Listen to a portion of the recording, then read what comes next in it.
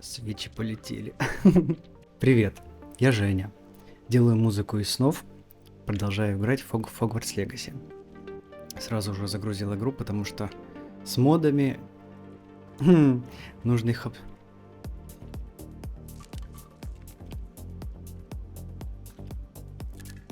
Я первый раз такую анимацию вижу.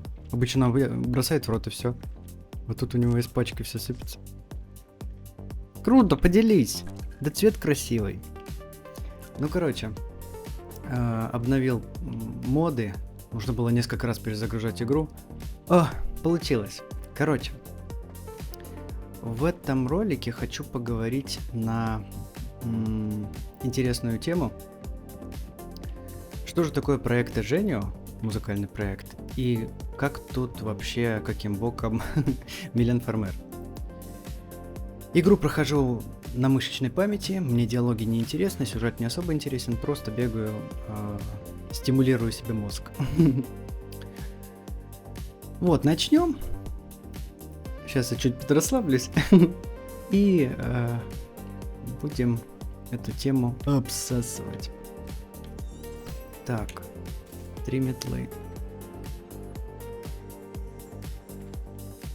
Я долго саботировал эту тему и беспокоился, что меня могут неправильно понять, подумать, что я шизо, и что, ну, как бы, такое. Тут еще Хэллоуин.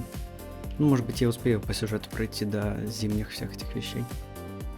Я думал, какой-то глюк в игре. Я думал, что меня не поймут. Я думал, что меня раскритикуют и все такое. Сирона должна появиться, но никак не появляется. Интересно, почему?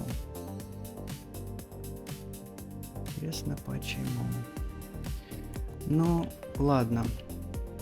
Тогда что у нас есть? После того, как я... Воздушные шары, Хоксмит, Квиддич, окей. Когда я поговорил на тему сталкеринга, я увидел поддержку, спасибо тебе за это. Те, кто писал, прям я честно не ожидал. Я думал, что, ну, опубликовал, что теперь. А оказалось, что да, есть те, кому это близко, кого это коснулось. И, например, сегодня получил сообщение от подписчицы Мирославы о том, что она была влюблена в... Ну, и продолжает любить, но без, как бы, перегиба. Есенина. Ну, казалось бы, да? О чем речь? Человека нет живых и все такое. Но вот бывает. По себе знаю. Я не был никогда влюблен в Милен Фармер, никогда у меня не было каких-то вот этих вот фантазий. Но... Где шар? Не вижу еще один. Ищи со мной. Но я... Может быть, вот эти? Наверное, нет. Ну, давай попробуем. Да нет, они должны быть рядом, они прям подряд должны идти. 4 из 5, значит 5 где-то. Может помочь вот это.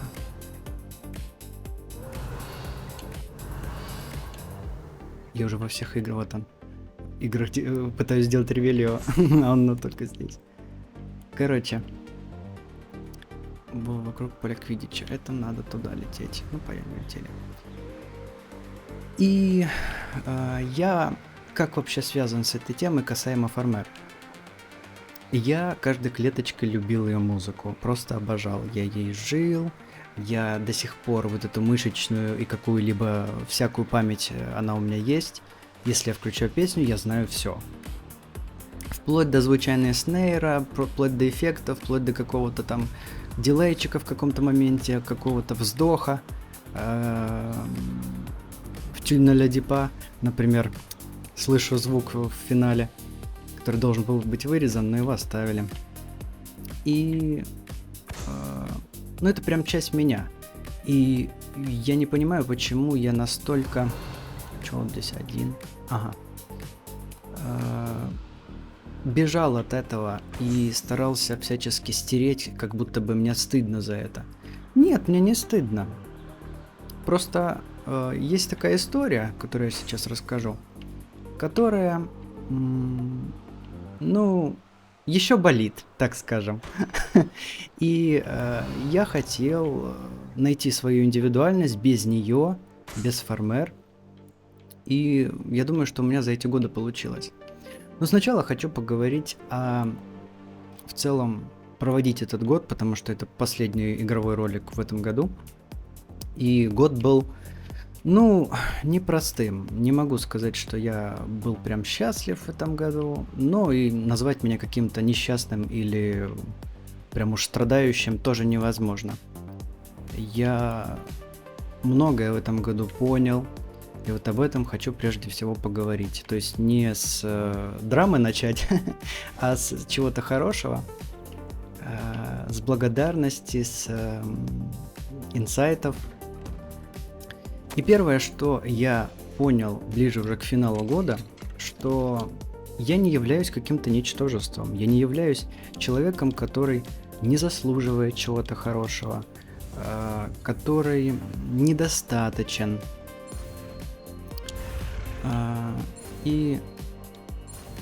О, сейчас, секунду. Но все равно, видимо, мне его дадут. Просто этот контроллер, я к нему не привык, я привык к PlayStation контроллеру, а он не всегда хорошо коннектится к Windows, и поэтому я решил взять Xbox-овский, а к нему я не особо приучен. Вот. Это мы взяли Gladius, да? Это... Где вот это вроде? Спасибо. Круто. Вот это, наверное, можно собрать. Здесь X слева, а я привык, что X снизу. Ладно. Ну, короче. И что мне не нужно пытаться что-то доказывать. Мне не нужно, чтобы... Так, Лорд Мандрагор. Чтобы меня оценили. Положительно, не положительно. Какая разница? Смысл в том, что не надо. Мне ничего этого не надо. Я делюсь с этой своим творчеством, этой красотой, этим всем утонченным и искренним, потому что это моя необходимость. Я это в себе открыл благодаря Фармер, кстати.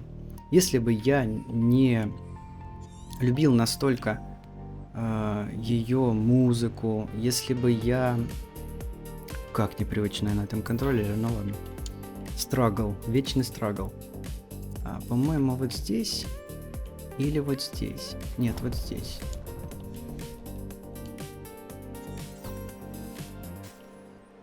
Вроде вот так.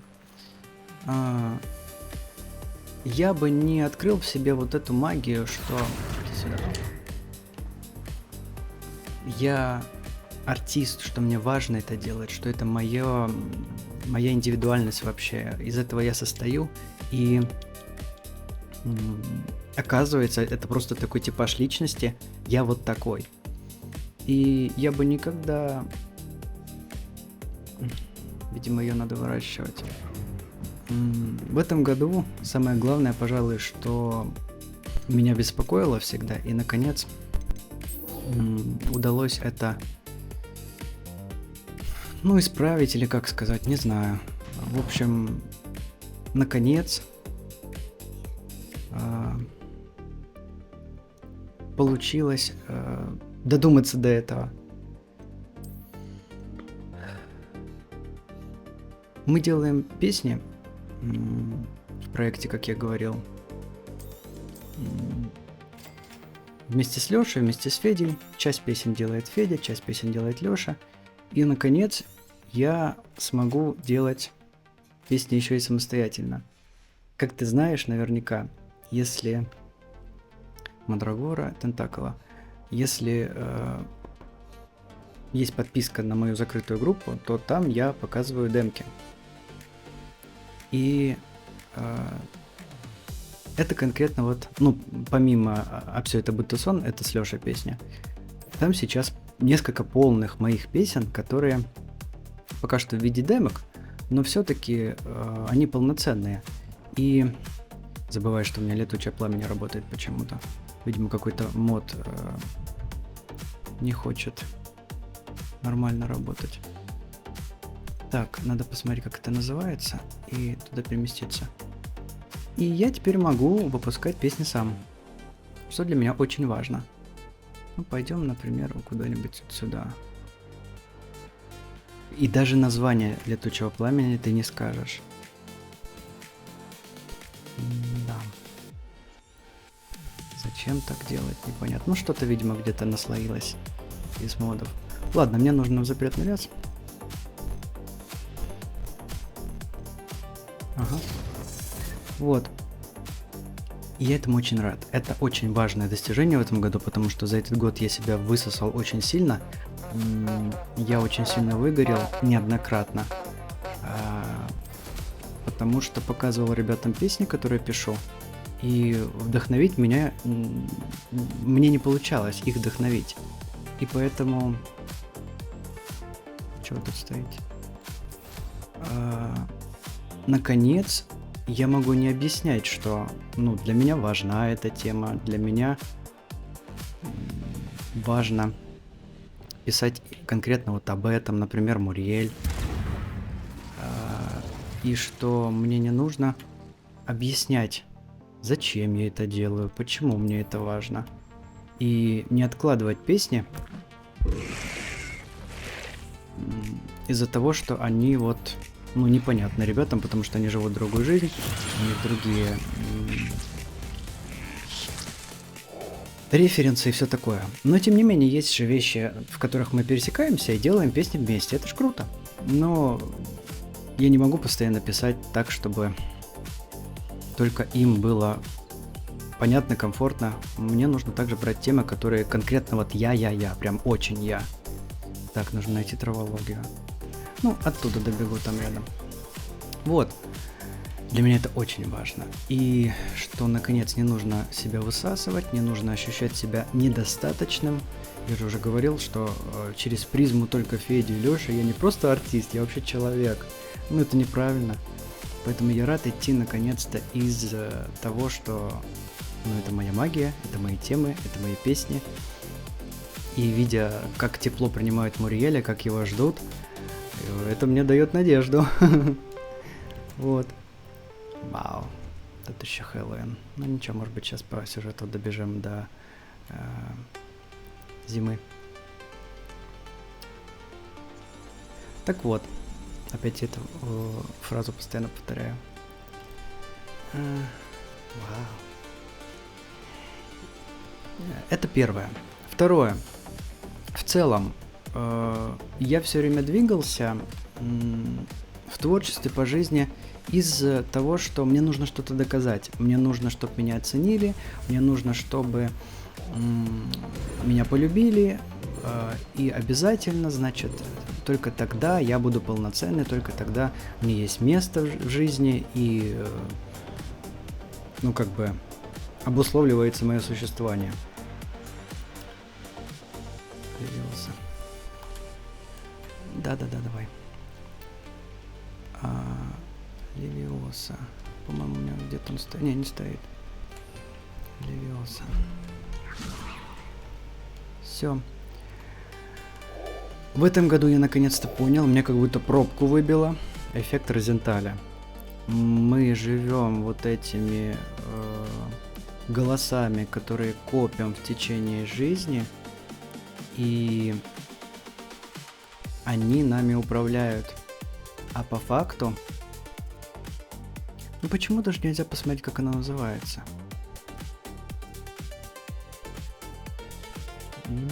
Да. Вот, Кинбридж. Давай хотя бы от... Нет, можем вот здесь. Нижний Хоксфилд.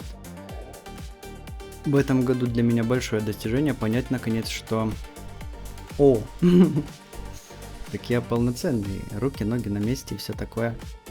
Так, нижний. Нижний, где нижний? Нижний. Вот. И это так освобождает. У меня столько энергии освободилось. Я настолько стал более... В ту сторону я лечу. Не в ту. Мне так стало легче от этого всего. И еще, что освободило много энергии, я больше не хочу снимать сюжетные клипы. То есть обращаться за этим к режиссеру, терпеть вот это вот все, что мы терпели на этих очень тяжелых съемках. Это того не стоит. Кого я впечатлил? Кому я что доказал? Никому и ничего. Я не чувствую тепла от ролика туда, которое есть во мне. Поэтому я считаю, что... не собирать. Видимо, я что-то пропустил. Как красной гряды искал. Все-таки читать приходится, потому что просто тогда не понимаешь, что нужно делать. И я поймал себя на мысли, что нет, точно, больше не будет клипов таких. Может быть, найдется человек, с которым будет легко и все будет получаться. Не исключаю, но, то есть не перекрываю себе такую возможность. Но я думаю, что на ближайший год я даже думать об этом не буду. Будут какие-то рилзы, будут какие-то ролики, которые мы сами снимаем. И на этом все. Я считаю, что на нас интересно смотреть и просто потому, что мы пропустили песню через себя и... Ну, вот как на рыбок в аквариуме. Нам незачем пытаться... Ну, как далеко. Доказать, что мы какие-то тут актеры или что еще можно пытаться доказать. Кинбридж. Так, надо спуститься. И у меня тоже настолько высвободилась энергия, потому что я все-таки надеялся, хотел снова в это окунуться, а потом понял, что это мне не даст ничего хорошего, как я болел после этих съемок, как финансово это было тяжело, потому что это очень недешево. И я съел больше негатива, чем позитива. То есть, если бы оно как-то окупилось, как-то оно принесло бы чего-то хорошего, ничего. Поэтому я себе ничего не доказал, я от этого известнее не стал из-за того, что мы так вложились. Мы чуть ли не разрушили наш проект в плане... Это очень ударило по климату в нашем коллективе. И я просто понял, что оно того не стоит. Особенно сейчас, когда съездил в Москву. Ну что ж ты залипаешь так. Съездил в Москву и с Федей, с Галей, с Леной и с Лерой сняли настолько хорошие фотографии, настолько классные рилзы. И это было так вайбово, это было так тепло, так спокойно.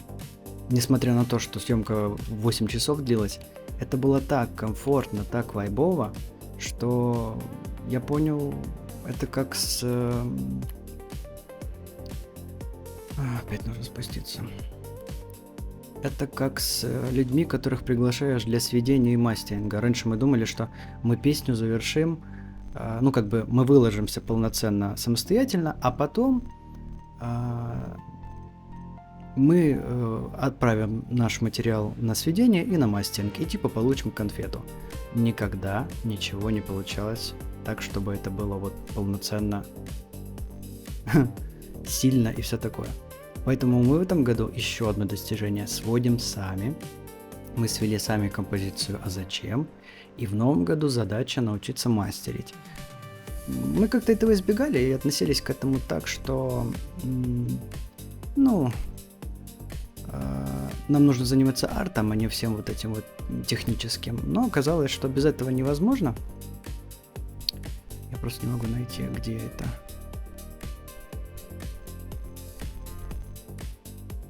Хогвартс. Большой зал. Давай сюда. И Мы теперь сходим сами и мастерим сами. Это такое достижение, это классно, это наша чистейшая энергия. И я получал от подписчиков комментарии о том, что да, многие артисты к этому приходят, потому что иначе просто обесценивается все, что ты сделал. И это не поймет человек, который никогда этим не занимался. Это может звучать очень странно. Но когда ты все вот эти транзиенты, все свои нюансы, они размазываются в угоду, например, громкости, какой-то отчетливости и чего-то, это уже не то. Так что это огромное достижение, мы сводим сами. Еще мне неинтересно делать продакшн, скажем, 1,5 года для одной песни. Абсолютно неинтересно, я это для себя понял. И поэтому я надеюсь, что в новом году будет больше релизов, прежде всего моих собственных. А те треки, которые мы делаем с Федей и с Лешей, они будут в фоне делаться. И для нас это будет не как раньше, вот, это часть моего тела, я не могу, я не должен стесняться этого, я должен делать все безупречно. Конечно, будет качественно в любом случае, понятное дело. Но уже невозможно себе позволить сделать плохо. Но так, что не конец всему.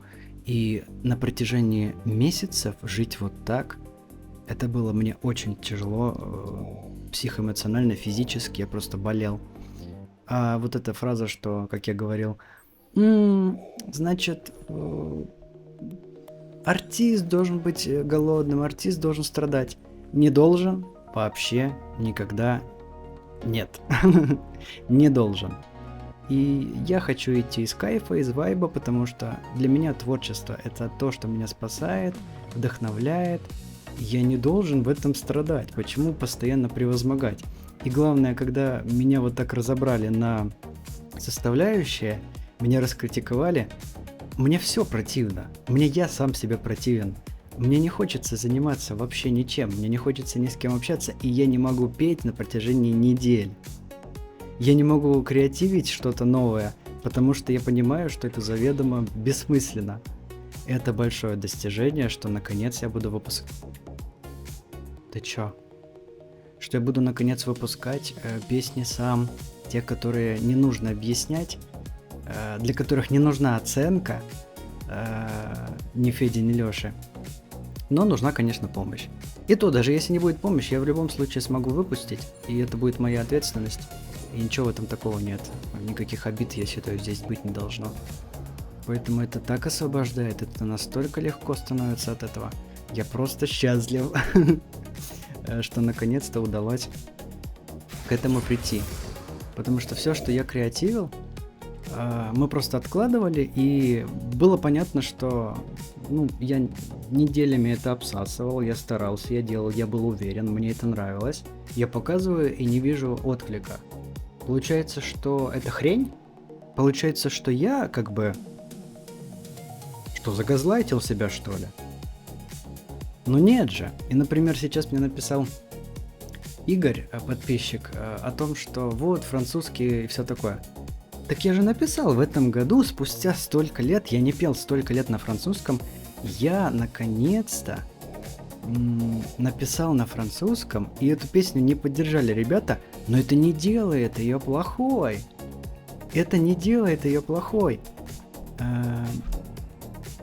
И я решил ее переработать, потому что тут я взял мажорную тональность, все так было помпезно, и я понял, что нет, надо все-таки двигаться из теплоты, из души, и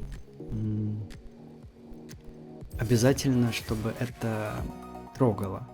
Я переработал ее во что-то более чувственное, и помимо того нашел еще одну версию этой песни. То есть я хочу выпустить релиз с 2 песнями. Песня называется Tourne encore, Tourne encore, кружись еще, на французском. И также вторая версия называется Tourne avec moi. Tourne avec moi. И левитирующий нужен брак. Значит, еще нужна левиоса. И Они как бы об одном, но на самом деле нет. Я вот сейчас буду подходить к теме Милен Фермер, проекта Женю и Милен Фермер. Что же это такое и почему, ну, как она вообще с этим связана? Почему здесь никого нет? И я решил, что эта песня, она первая про отпускание, про принятие момента, что, ну окей, мои фантазии не оправдались, и я должен жить дальше. Сейчас обо всем этом расскажу. Поэтому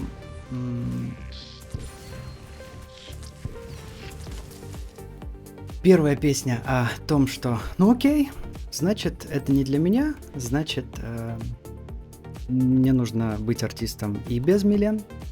А вторая песня о том, что, ну, кружись со мной, будь в моем вайбе, конкретно к тебе обращение. И давай будем ближе, давай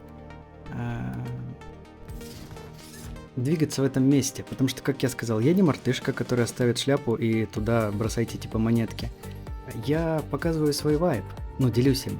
Я показываю вот эту красоту, я делюсь вот этим всем, чем живу. И мне не нужна оценка. Кстати, вот еще одно достижение, просто вот оно хаотично всплывает в голове. Я делюсь. Ох, какой гобелен. Я теперь блокирую все негативные комментарии. Раньше я думал, что это мою страничку делает какой-то рафинированной, и это выглядит слишком сладко. Но я понял, что я не школьник, я не в школе, я не мальчик уже, чтобы терпеть вот эти оценки негативные, чтобы проглатывать, как бы оно меня не трогает, да-да-да, оно меня не заботит, оно меня не расстраивает, но я вижу эти комментарии все равно, а это моя страничка, это зона моего контроля, и мои странички про вдохновение, про волшебство, про уют, про, ну вот, кози-блогер. Я понял, что я кози-блогер в этом году. И кози-артист. Все люди как люди, а я вон утконос. И... И... Я просто вот начал блокировать. Если я вижу, что какое-то подстрочное течение или конкретно какое-то оскорбление, ничего хорошего из этого не выйдет. Если человек себе это уже позволил, не нужно ждать, что я в его глазах как-либо смогу выше быть. Он уже пришел сюда солти, и проблема не в нем. Я прекрасно понимаю, проблема не во мне. Я прекрасно понимаю, что моя внешность не для всех, мой голос не для всех, мои песни не для всех, мой вайб не для всех. Поэтому мне не нужно знать о том, а что, чему она меня научила, я что-то просмотрел. Блин, я просмотрел, что она мне дала. Дисценда. Окей. Вот это. Угу. Так вот. И я блокирую, и мне легче становится, потому что я не плодю на своих страницах вот этот негатив. И все. Это не слабая позиция, это момент себя защитить. Потому что я вхожу в сеть и вижу этот негативный комментарий. А для чего? Сколько я души вложил, сколько я здесь пахал, чтобы мне сказали, что у вас тут какой-то плагин не висит, недостаточно яркий у вас звук, не такая внешность, не такой голос, не такой текст. Найдите таких и слушайте таких.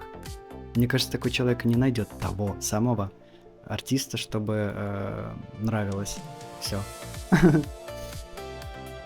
Попробую все-таки посмотреть, вернулась ли Сирона.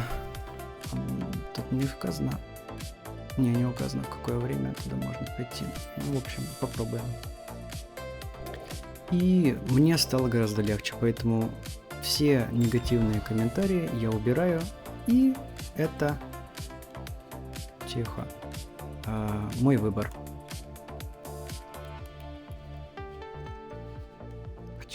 работает. Ага. Дальше. Вторая песня «Tourne avec moi» — это уже про наш контакт с тобой. То есть давай вместе кружиться в этом. Ну и ладно, плавно перехожу к истории. Моя парасоциальная история, я продолжаю тему сталкинга, парасоциальных отношений. Я просто не решился тогда об этом говорить. Она у всех на виду еще с 2013 года, когда... Что не так с этим персонажем? Почему она не появляется? Она ж мне не дает дальше продвигаться по сюжету. Так, я заморочился, удалил все моды, которые у меня были, чтобы появился персонаж, потому что почему-то не появлялся. У меня абсолютно стандартный персонаж из галереи, я ничего не делал с его внешностью. Вот красотка Сирона. Мы у нее берем квест. И я снова включу все моды, и мы продолжим. Так. Сохраняюсь. Не знаю, в чем причина, сейчас заново включил все моды, и персонаж сохранился. Странно. Ну, короче. Не удалось мне пока все это делал нормально поговорить, поэтому начну заново. Я в 2013 году с Федей выпустил кавер на песню Милен «Je te dis tout». В том году Милен приезжала к нам в Россию, в Москву и в Питер. И я нашел деньги, чтобы поехать на концерт Милен в Москву. И я всерьез надеялся, что можно с ней познакомиться благодаря моему каверу, потому что, я на тот момент вложил все туда. И я до сих пор поражаюсь, как мне удалось так исполнить, потому что я не мог так петь тогда. И вот с годами интерпретируют действительно это так, что, как говорят артисты, это не я, это через меня, я всего лишь приемник. Такое чувство, что действительно я вошел в какое-то странное состояние и выдал тот вокал, который для меня был на тот момент недоступен. Сейчас, конечно, я все это могу, а тогда ходил на вокал, старался, пытался, и для меня загадка эта песня, для меня загадка этот проект. Я не понимаю, как мне удалось это сделать, и сколько бы я ни включал, я поражаюсь с этой записи, как это удалось сделать. Конечно, те, кто занимается вокалом, могут раскритиковать, но я, начинавший с нуля абсолютно, для меня это исполнение было достижением. И так, я знаю, как это проходить. Я вложил туда абсолютно все, что только мог. Сняли клип своими силами, как смогли только. И, не надо, чтобы ты отцеплялась. Надо найти еще один. Вот. Я поехал на концерт, забегая вперед, без всяких этих преодолений и всего прочего, да? Входили мы в этот стадион олимпийский. Я приехал, надел галстук, рубашку из клипа. И я всерьез думал, что в конце этого ролика я разместил свой билет. Я действительно надеялся, что она увидит, и она со мной проконтактирует, свяжется со мной. Нет, великолепное шоу, классный концерт, все было круто, впечатления невероятные. Как только я увидел, ревел, прям как будто можно подумать, я такой прям фанат. Но я жил ее песнями, и для меня все это было очень важно. И я сам не ожидал, что будет такая реакция. Как только она вышла, это просто вау. Как она работает с залом, как все это подчеркивается светом, музыкой, костюмами, хореографией, всем. Конечно, я на таких концертах никогда не был, и после этого я не был на такого уровня концерте. Был на хороших, но на таком, чтобы это целый спектакль, нет. И я не скажу, что у меня какое-то негативное впечатление от концерта из-за того, что моя какая-то детская эта надежда не сработала. Я скажу так, что было очень круто, было очень классно, мне очень понравилось, но я вышел с ощущением некоторого такого разочарования. Конечно, виду я не показал, я был не один. И, ну, подумал, что, значит, вот так, а что, плакать, что ли? Погрустил, потом, когда все закончилось, приехал домой, переваривал это, и вот до сих пор перевариваю. И понял, что я не могу просто так взять и оставить творчество из-за того, что вот, значит, меня не услышали и все такое. Я все равно делал каверы на ее песни, я все равно старался делать что-то свое, начали появляться песни свои. Вот уже в 2014 году появился Монт Параллель, Параллельный мир, своя песня. И дальше оно потихонечку пошло. Поэтому я не смог оставить это просто потому, что вот моя фантазия не сработала. Так.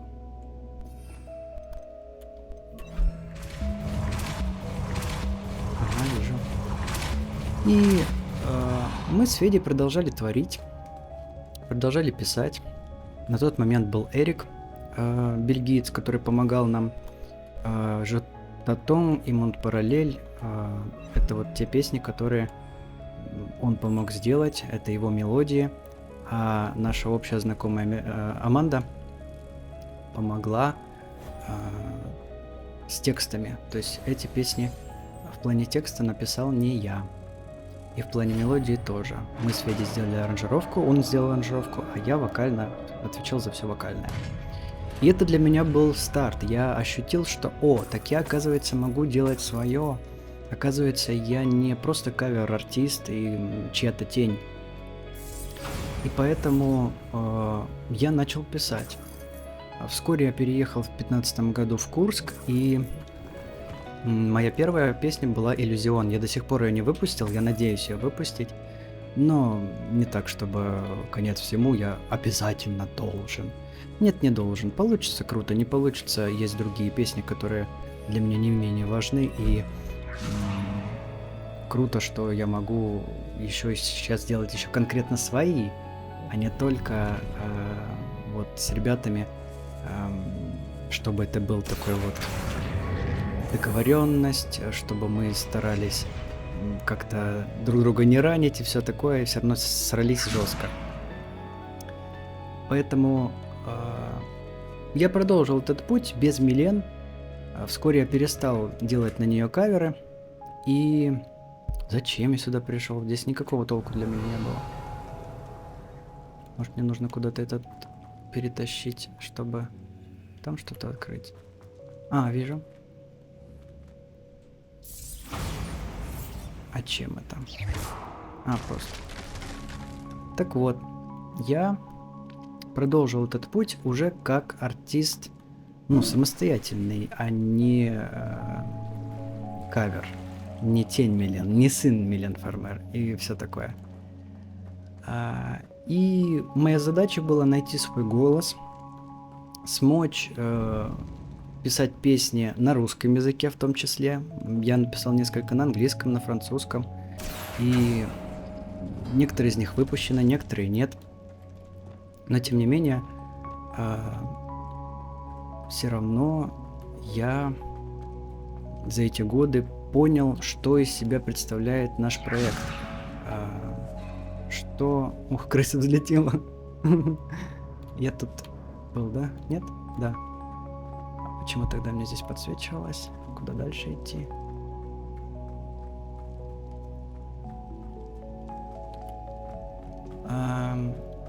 И я писал песни также на русском с 2020 года. И продолжаю писать. Я понял, что это мое главное направление теперь. Но все-таки вот этот вот парасоциальный сталкерский момент, что я не пойму, зачем я сюда вообще тогда упал.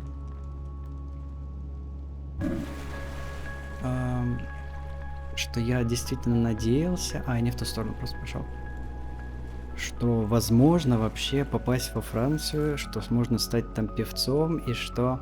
Я помню тот момент, я долго здесь мучился, но я знаю, как его проходить.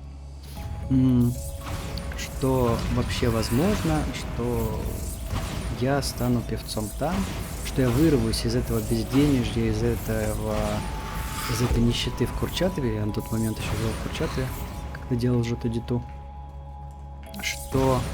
Так, это бомбарда, нам нужно конфрингу. Ага. Они только огнем убивают все это. И когда спустя несколько лет, когда я уже не надеялся на Милен, я делал все сам, ну, с Федей, разумеется, Лёши тогда на тот момент еще не было. Мы старались, мы превозмогали, мы шли этот путь, мы росли над собой. И спустя несколько лет стало известно, что Милен снова взялась за продюсерскую деятельность, и у нее появился проект Джулия. То есть, как в свое время была Ализе, в этот раз Джулия. Я посмотрел на Джулию и понял, что, ну, совершенно неудивительно, почему на меня не обратили внимания. То есть, вот эта история про талант, про всякие вот эти вот штуки. Да, круто. Без таланта ничего и не будет. Но в итоге... Что ж он падает так? Взлетать здесь могу? Нет. Но в итоге, прежде всего, нужно родиться в нужном месте, в нужной семье, иметь связи, чтобы с тобой вообще работали. Чуть я падаю. Не моя ситуация совершенно, и я просто увидел, что и Ализе, и Джулия — это дети нужных людей. И вот эти легенды, которые рассказывают, что вот, Джулия, там проект «Голос» и все такое, давайте не будем вот это вот, да? И про Ализе тоже не будем, что просто она классно пела и просто прошла прослушивание. Это абсолютно спроектированная история, что одна, что вторая. Куда ты улетаешь?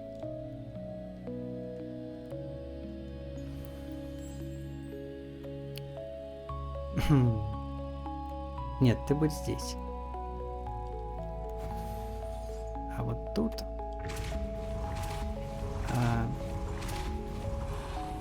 я просто понял, что такие иллюзии питать не надо. И этот проект Джулия, вот был альбом, было промо. То есть то, за что было уплачено, как я понял, то и было сделано. Поэтому вскоре Джулия, ну сколько лет спустя, не знаю, почему-то сюда она не коннектится.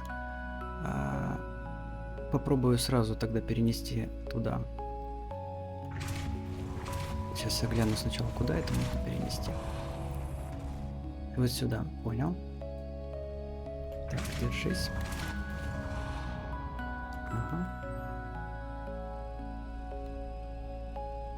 Скорее всего, так и надо было изначально. Вот еще одна. А вот ту надо посадить, видимо, сюда. А я тогда не смогу забраться. А я смогу отсюда ее подозвать? Не. Ну, наверное, тогда это нужно... Так это сработает? Да, сработает, но как я тогда туда заберусь, непонятно.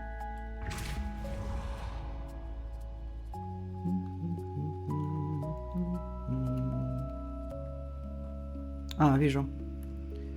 Вот. Я понял, что не в моей ситуации абсолютно такое мечтать.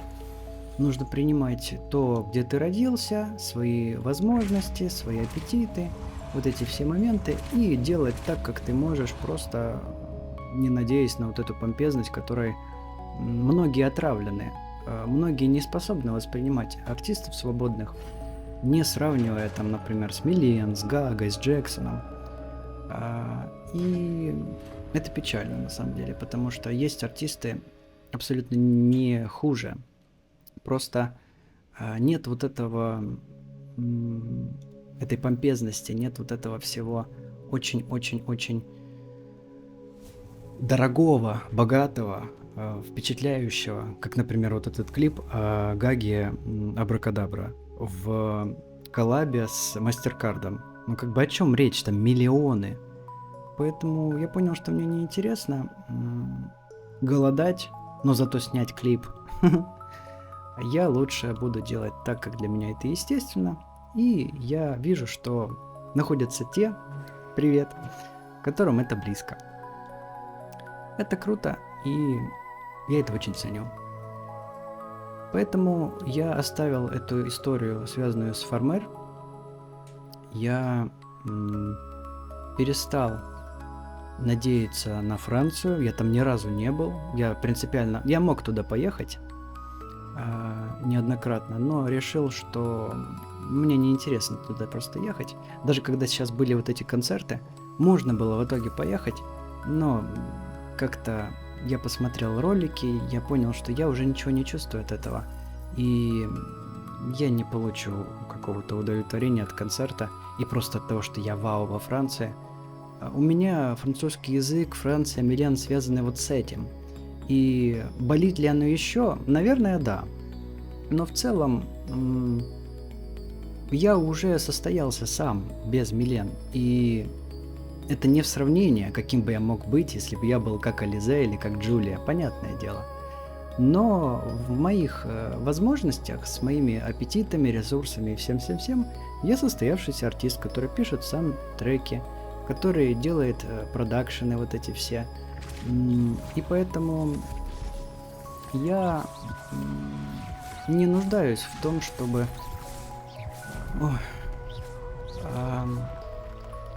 верить в какое-то чудо. Это абсолютно оказалось для меня бессмысленно, и я пришел к тому, что вот то, что я могу сделать, то я и могу сделать. Какие вопросы? Я осознаю свои границы своего таланта. И то, что я могу сделать в плане промо. И соответствующе получаю результат. То есть нет какого-то всплеска, какой-то вирусности у этого всего. И, наверное, к лучшему, потому что если бы оно на меня резко свалилось, я не уверен, что я смог бы выдержать это. Поэтому все идет постепенно. Все идет так, как оно должно быть и как оно естественно для меня. Я просто полечу. И я очень люблю это. Теперь, когда я смог не сокрушаться, не болеть, не сражаться, не доказывать, я теперь наконец-то могу работать и творить из своей магии, из ощущения того, что это кайф, что это вайб, что это большой дар, что я могу этим заниматься. Не у каждого есть такая возможность. И Вселенная дает действительно вот эти возможности, вот эти какие-то способы продолжать это. Ведь можно было это забросить очень давно, быть озлобленным, разочарованным и просто сдаться, смотреть на творчество как на, калейдоскоп такой, но самому этим не заниматься. И я очень рад, что не сдался, не спился, не пробовал никаких веществ. И я считаю, что это достойно уважения, и со мной нужно считаться, потому что соскуфиться и,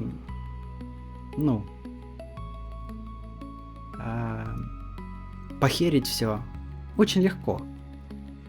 А ты попробуй что-то построить, ты попробуй не сломаться. И вот мне всегда говорят, что я сильный, но я не люблю испытывать свою силу. То есть, толку от того, что ты сильный, и нужно постоянно испытывать свою силу.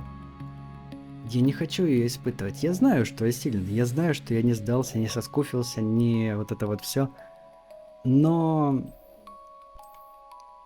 это не значит, что постоянно я должен что-то доказывать, я должен сражаться и мучиться. Не хочу голодать, не хочу доказывать, не хочу мучиться. Я хочу делать так, как я могу это. И понимать, что мне есть место в мире, как любому цветочку, любой птичке, что мое творчество имеет ценность, оно помогает людям, оно помогает прежде всего мне, нам, Феде, Лёше, Лене, Лере, моей сестре. И это прекрасно. Тут я, наверное, не смог. Ох, как я его переодел. Красота. И двигаться из этого, наконец-то таки, спустя столько лет, если считать, ну вот, допустим, с 2013 года, да? Как я, оказывается, жил в этом гипнозе, как я себя уничтожал. И просто я не понимаю, зачем. Сколько я болел, сколько я страдал, сколько я мучился. И можно было иначе на это посмотреть. Ну, как и школьные годы, например. Если бы у меня была поддержка, если бы у меня были мозги, которые у меня сейчас, я бы абсолютно иначе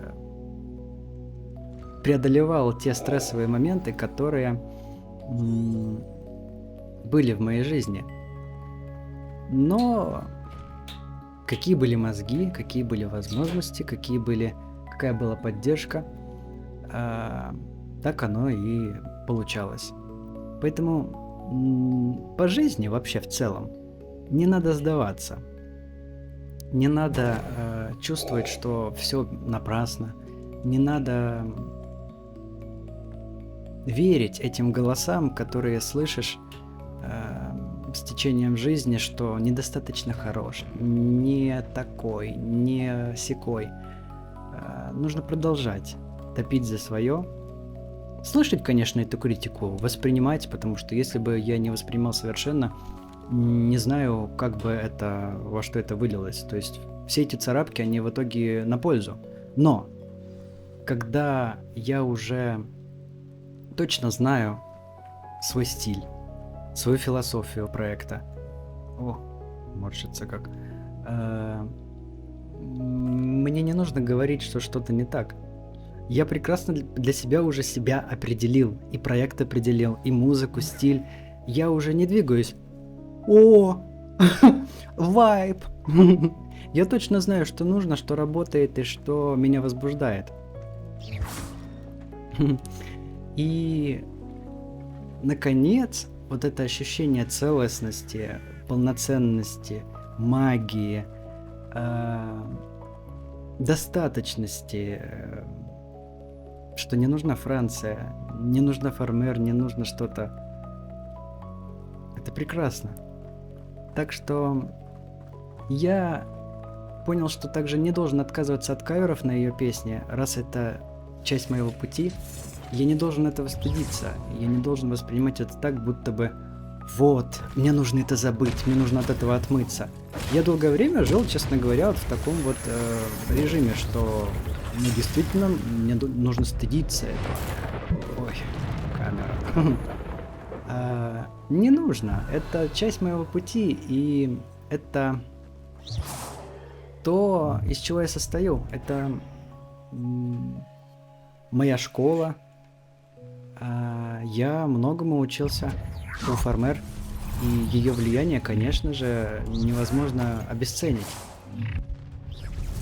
Поэтому, может быть, как я уже говорил, писал, будут какие-то коротенькие каверы на ее песни, потому что полный продакшн я больше никогда не хочу делать, совершенно точно. И на ее песни мне стало понятно, что мне есть что сказать своим проектом, своими текстами, своими концептами. И здорово, что вот эти три направления появились. Есть мое конкретно вот мое, есть направление с Федей, есть направление с Лешей. И я теперь меньше буду критиковать их, и надеюсь, что они меня тоже, потому что мне понравилась фраза Бьорк о том, что мы вот обсуждаем снейр, бас, все, что касается аранжировки. Что касается голоса, это wild. это инстинкты, и это всегда за скобками, мы никогда не обсуждаем это. Поэтому я теперь не хочу обсуждать свой голос, я не хочу обсуждать тексты, потому что я так вижу, это мое видение. И мне бессмысленно также критиковать и ребят. Пусть они делают, как они видят. Я не должен указывать им, какие партии здесь нужны, какие не нужны, какие работают, какие мешают. Пожалуйста, у них наслушанность еще больше, чем у меня, на самом деле. Лёша учил Федю всему вот этому музыкальному, а я учусь многому у них. В том числе они у меня, на удивление. Так что вот этот путь, он прекрасен тем, что, не получишь никогда удовлетворения после публикации. То есть, если меня похвалят, как-то ко мне отнесутся, там, в пяточку поцелуют, этого ждать абсолютно бессмысленно. И нужно кайфовать в процессе. Вот когда кайфуешь в процессе, это действительно круто. Когда каждый вот этот моментик обсасываешь, этот звук, эти какие-то фишечки, эффектики, приемчики, гармония, инструменты, это классно. А всегда казалось, что вот, нужно достигнуть какого-то уровня, чтобы люди поняли, чтобы люди оценили, чтобы они обязательно как-то высоко это все что-то как-то. Не. Я прекрасно знаю, что мы делаем качественно. Я прекрасно знаю, что здесь есть магия, которая, я подобного не встречал, поэтому в этом есть уникальность нашего проекта. И этот вайб, эта философия, эта красота, которые мы делаем, им есть место в мире, они ценны, они кого-то спасают. Они вдохновляют. И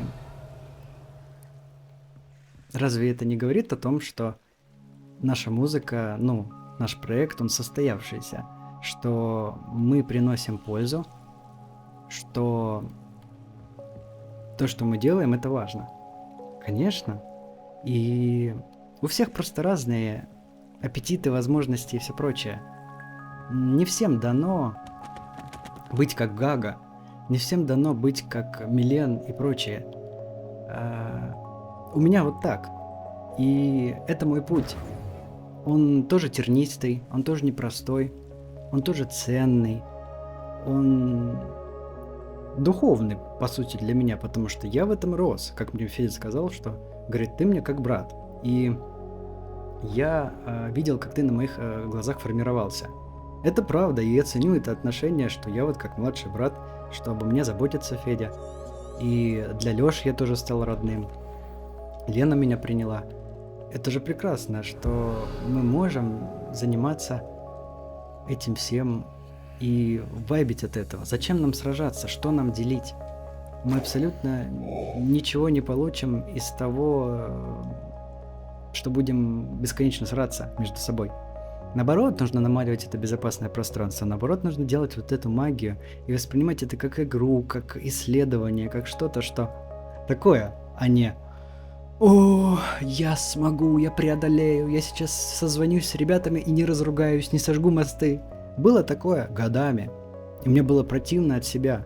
Мне не хотелось общаться, мне не хотелось ни петь, ничем не заниматься. Это были непростые годы, и мне надоело страдать. Мне очень надоело страдать, я не хочу страдать. Жизнь, она случается и без того. И еще творчеством себя добавлять этих страданий. Я, конечно, куку. Я думаю, что в хорошем смысле куку. А не так, что неконтролируемо, совершенно. Свет горит, а в доме пусто. Поэтому я хочу заниматься творчеством из кайфа. Я хочу кайфовать. И вот Муриэль, эта съемка в Москве сейчас, то общение, которое нам удалось с ребятами достичь. Наконец, говорю, у меня мурашки по рукам бегут. у нас получается делать это, ну, приятно, а не... Чё ты? Тараканов давишь. Ну, правда, как будто какого-то жука раздавило. Вот чего я хочу. Я хочу светить. А мне настолько мешало все вот это вот страдание, настолько у меня не получалось светить. Мой свет был за 1000 каких-то вуалей. Настолько это все гасилось, настолько это было вот в этом преодолении, в страдании, в нужде, во всем, что долго описывать примерами, просто поверь. И наконец, двигаться из того, что я кайфую от этой песни, и что я не боюсь, что ее как-то оценят, что ее не примут, что... Ну, куча страхов на самом деле. Вот, например, я сейчас занимаюсь своей песней только ради того, чтобы выбить вот эту пробку, чтобы перестать бояться заниматься песней, которая сейчас висит надо мной с Лешей. Песня называется «Уна». Я не могу за нее браться, я боюсь, что меня сейчас будут оценивать, я боюсь, что сейчас мы начнем сраться, что я что-то сделаю не так, что я запишу недостаточно как-то. И я просто взялся за свою песню, зная, что мне не нужна оценка. Я ее выпущу сам. И меня это освободило. Я слышу эту запись, ну, как обычно, я записал очень много, из этого делаю идеальные дубли, нарезаю. Компинг, обычная практика, это не говорит о том, что я какой-то не такой. Многие артисты делают, все абсолютно. Те, кто за трушность, без пич-коррекции и всего остального, удачи, молодцы. Такая эстетика тоже имеет место быть, но когда начинают свое мировоззрение навязывать агрессивно,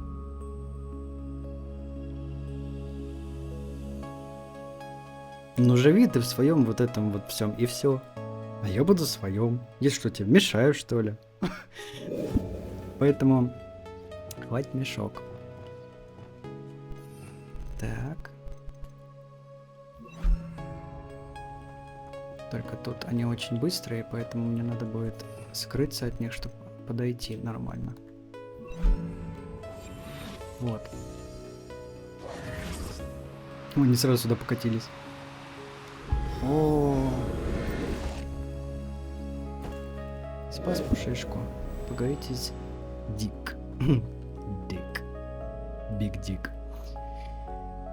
Поэтому в этом году я освобождаюсь от этого момента, связанного с Милен. Я написал прекрасные песни. Спасибо, Игорь, если смотришь, если слушаешь, что напомнил. А мне как будто стерлось вообще из головы, что я написал в этом году впервые за столько лет песню на французском. Ее не поняли ребята, и я ее похоронил. Зачем я это сделал? Я ее переделал, я нашел дополнительную версию, и я хочу выпустить вот такой релиз с 2 этими песнями, просто чтобы освободиться, чтобы вдохновить людей, показать, что, ну, из вот этих всех вещей, ну, как бы жизнь непростая штука и без того. И можно просто кружиться, можно танцевать и верить во что-то хорошее, не мучиться, а понять, что, окей, значит моя жизнь вот такая, значит мой путь вот такой. Ну ладно, что тебе, себе жопу что ли рвать из-за того, что меня не оценила Милен? Может, она и видела это все. Если она не отвечает на подарки от ее слушателей, ведь фан-клуб Милен Фармер всегда отправляют, делают сбор средств и отправляют ей большой шикарный букет каждый год 12 сентября на ее день рождения. Она ни разу, никогда не ответила на это. Она никогда ни ролик не записала, ни сообщение, ни через кого-то не передала, что типа, ну хотя бы спасибо. Наверное, это поведение дивы, конечно, но это ее образ таинственный. Но с другой стороны, не понимаю, зачем так. Вообще не понимаю, зачем так. вполне можно сказать спасибо. Но неужели не трогает это? Неужели это не волнует, что люди потратили свои деньги и сколько души в это вложили, смогли передать этот букет? Ведь он же доходит до нее, действительно доходит. Для меня загадка. Я бы не смог так. Я бы обязательно записал какое-то, ну, благодарность какую-то. Иначе R3. Карта. Вот наконец-то эта функция появилась. Карту можно открыть? R3. Ну, короче, не удалось мне включить режим смены дня и ночи. Не знаю, в чем дело. Перепробовал много чего. И понял, что Windows не получит ни одной моей эмоции. Я возьму то, что мне нужно, и не буду нервничать. Вот, эпизод посвящен сегодня Сироне. Снова нужно с ней пообщаться. Вот, поэтому я не понимаю вот эту таинственность, перебор, который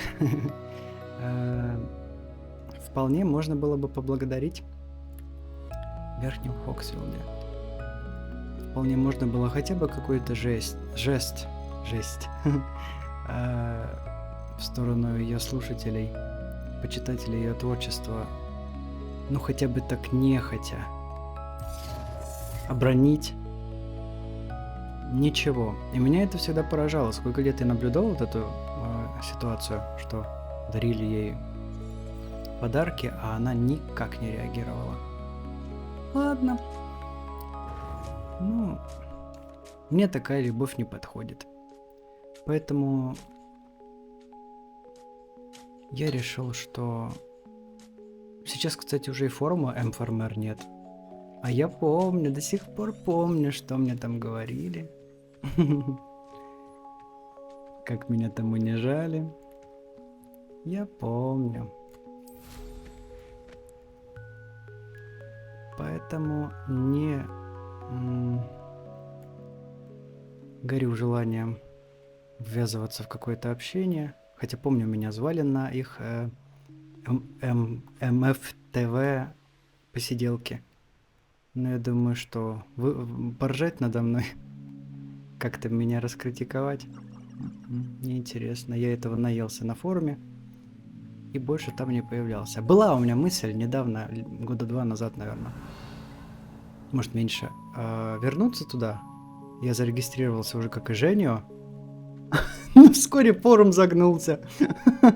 И я так понял, они теперь в Телеграм, ВКонтакте и везде в таких местах. Круто, современно, но это бессмысленно, нужно огнем.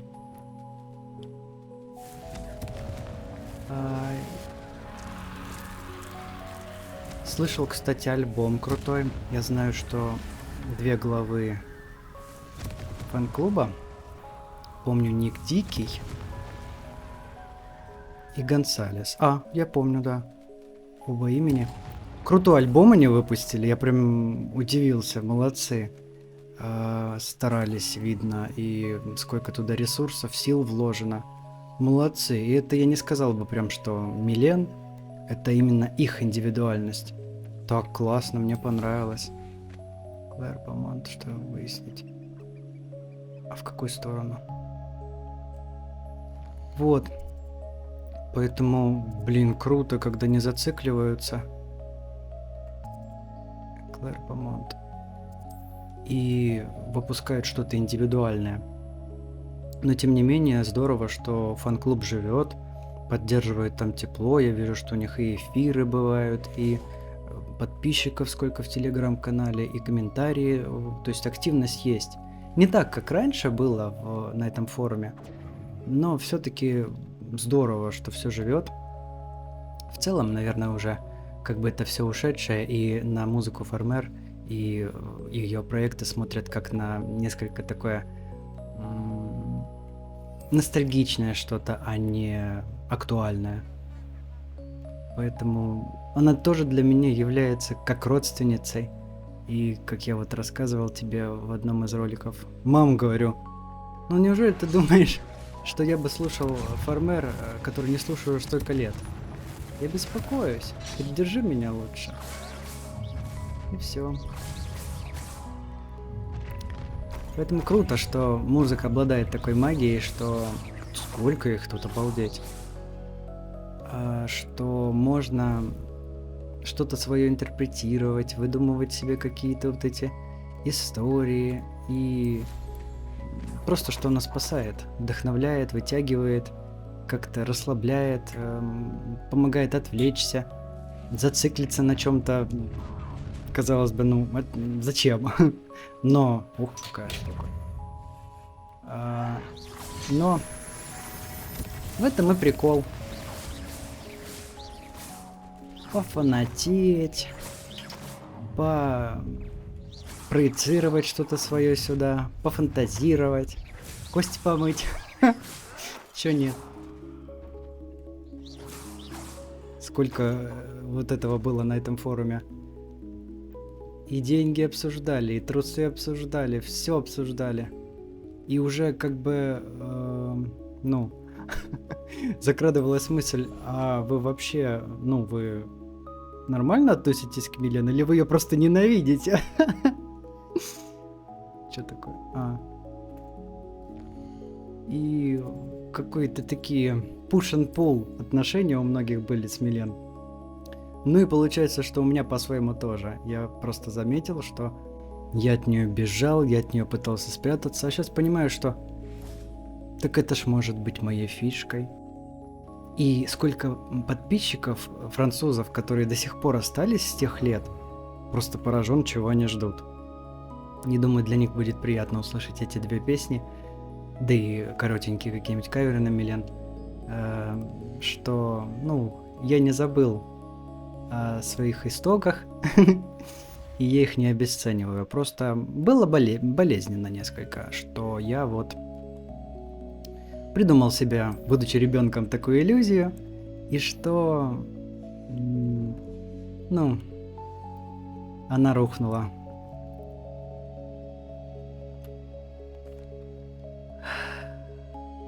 Поэтому эти песни для меня как освобождение. Tourne encore и Tourne avec moi. Одна про вот эту ситуацию с Милен, а другая, ну, не то чтобы про нее, а про мои ощущения, как я вот это вот все себе выдумал, это все про социальность, это сталкерство, это какой-то фанатизм. А вторая, что, ну, себя нашел и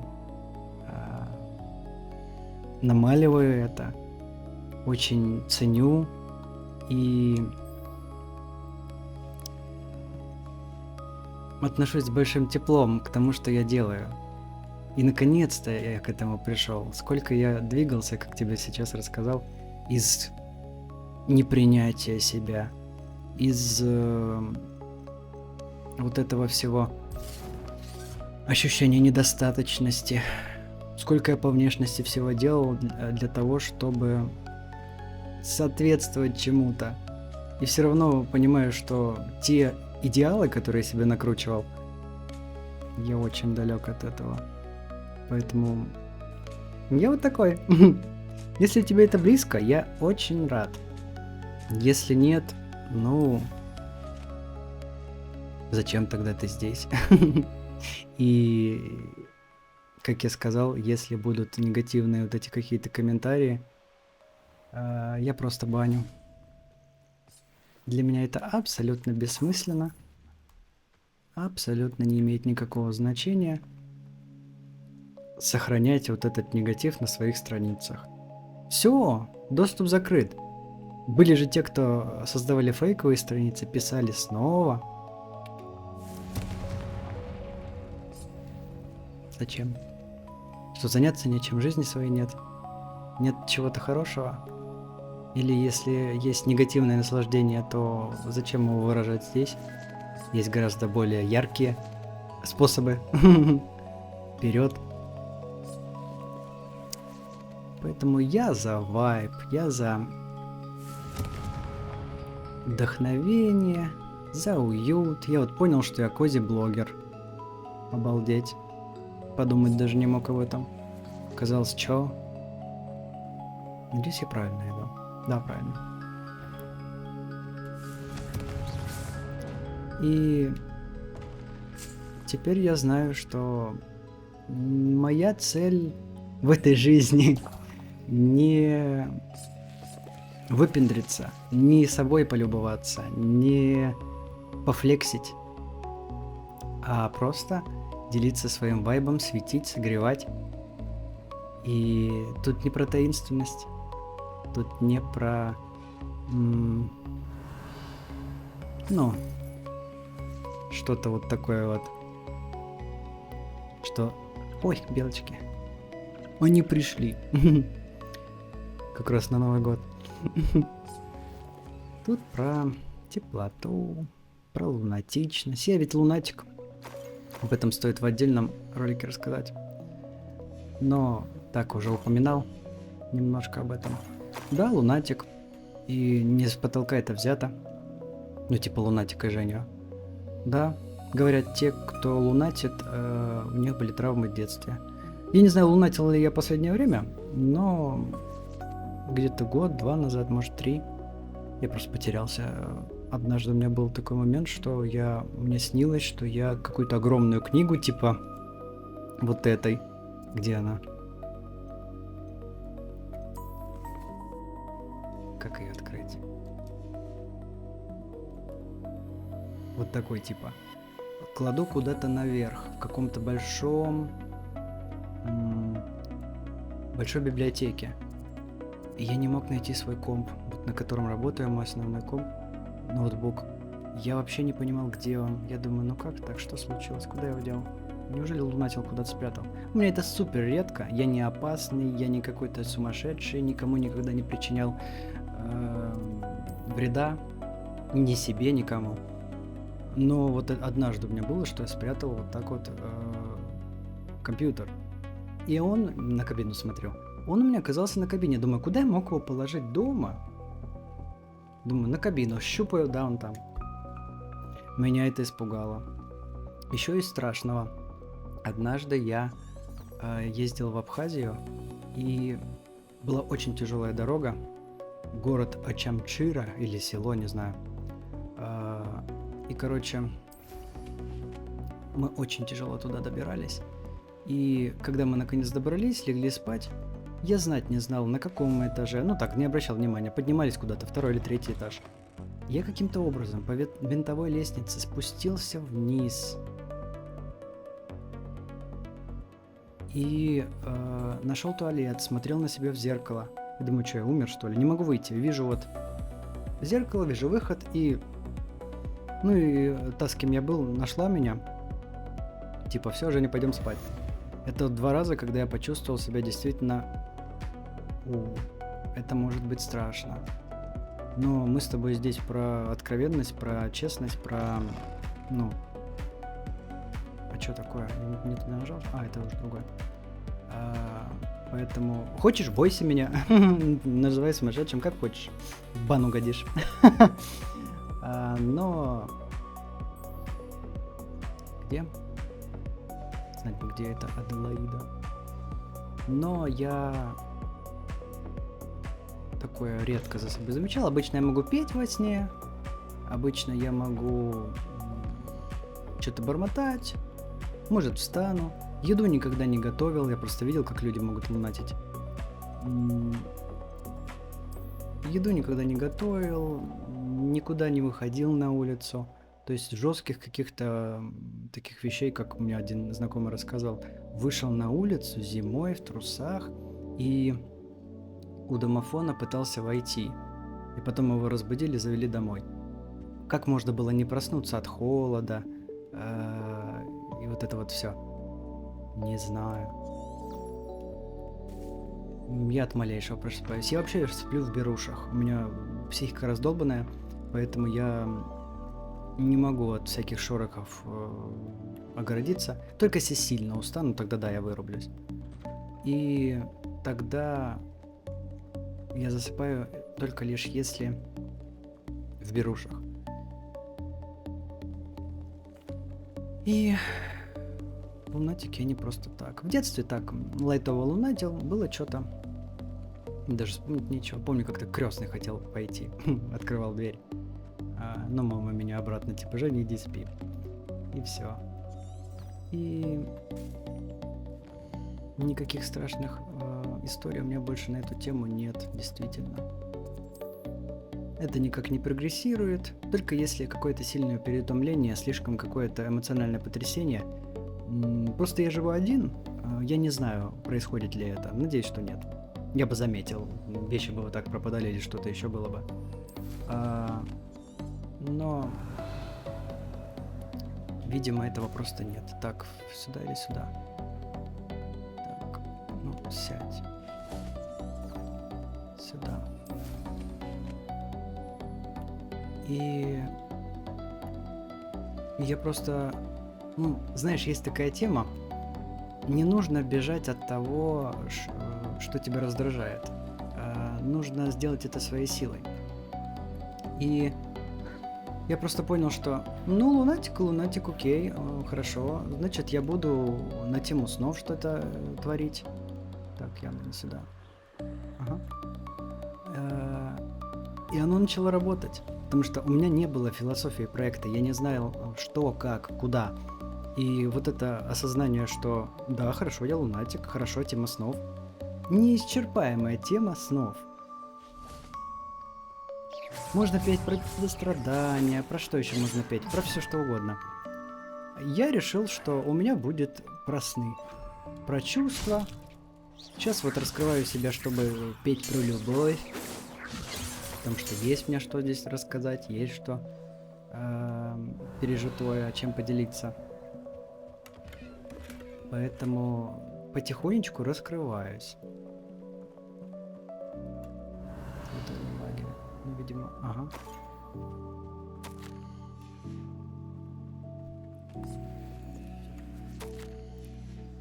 Так. Ну, я помню, что как-то нужно лететь. А что вот это светилось?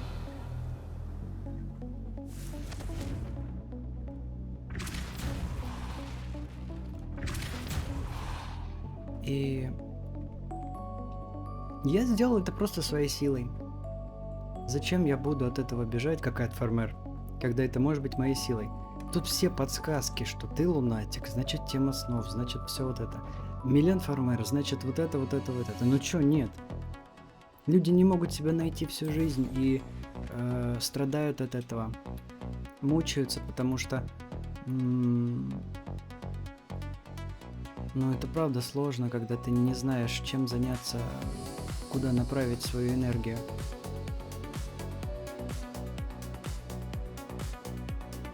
Я помню, что вот так как-то я летел и куда-то пришел.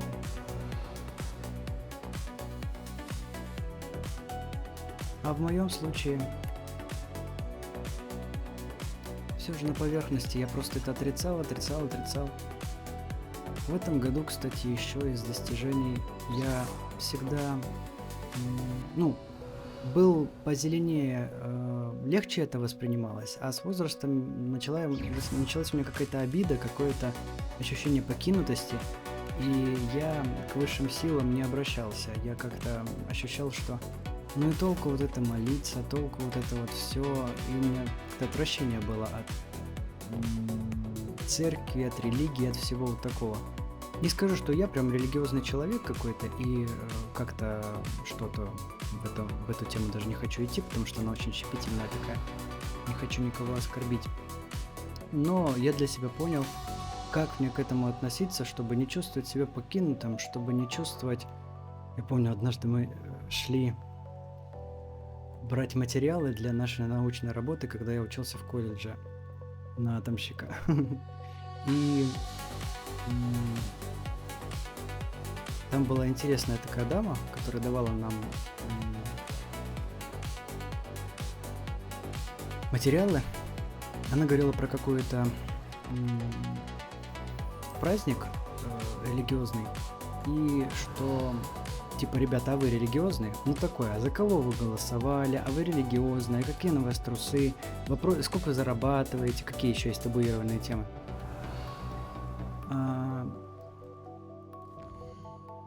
Я как-то слился с этого вопроса, а со мной был мой одногруппник Женя, который сказал, да, я теперь религиозный, да. И она начала меня просто вот топить, типа, вот, как ты без Бога, все такое. Говорю, с чего вы взяли? А с чего вы решили, что для меня комфортно на эту тему с незнакомым человеком говорить? Я старался обтекаемо сказать, чтобы конфликт не создать, мне все-таки нужны материалы, чтобы меня не кикнули из проекта. Но я поразился этому, думаю, чё это? И с его стороны тоже видел, типа, ну да, типа, Женек, чё ты? Я просто никогда не говорил об этом ни с кем. И наоборот, когда человек кичится вот этим всем религиозным, возникают вопросы, а зачем ты это делаешь? Вы не спасетесь, вы там что-то... Это для чего это делается? Это зачем? Если вас запугали вот этим всем, если вы живете вот в такой вот ситуации, что религия это обязательно ничтожность, это какое-то что-то, ну, себя ощущать ничтожным, и вот это все. Ну, ваше право. Зачем эту философию навязывать другим? Я не понимаю. Мне это не надо. Поэтому я по-своему начал к этому относиться, и я рад, что я к этому пришел по-своему. Не так, как вот не спасешься, вот так надо, вот это. Нет, я по-своему к этому пришел, и это мне очень помогло, потому что неспроста человек всегда тянется к чему-то потустороннему, высшему, и ему нужно во что-то верить. Это очень... Ну, это важно. Это духовность, она не с потолка взята, зачем-то это есть. Сколько этих культур, сколько этих религий, сколько этих верований, всего-всего-всего. Кто-то верит просто в природу. Кому-то нужно обязательно что-то, какая-то... Ух ты! Пикси. И... Тот раз играл, вот 2 раза не замечал эти рисунки. И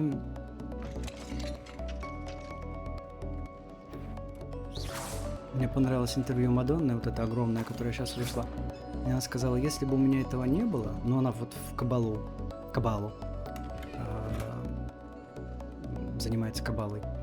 Говорит, если бы этого не было, я не представляю вообще как и что. Она далеко не пример, сразу говорю. Она не святая, она не какая-то там сверх что-то. Она крутой артист, она уважаемый человек, да, но в плане саморазвития чего-то такого лучше идти своим путем и не придумывать себе кумиров. Но тем не менее, она сказала важную вещь, что ну без этого вообще, как вот без этого невозможно. И я с ней согласен. Тоже я долго это избегал, я к этому относился своеобразно. И в этом году я прям ощутил, что ну есть какая-то поддержка, но кто-то меня поддерживает, кто-то меня защищает. Неспроста у меня столько было ситуаций в жизни, и я каким-то образом выходил из них. Казалось бы, уже другой утонул бы, как угодно бы, ну, могло развернуться это все. И такое чувство, что меня реально оберегали. Что я благодаря какой-то своей хорошей, видимо, карме, ну, я ведь никогда никому не вредил, никогда не портил кому-то жизнь. Поэтому, может, у меня есть какая-то вот это,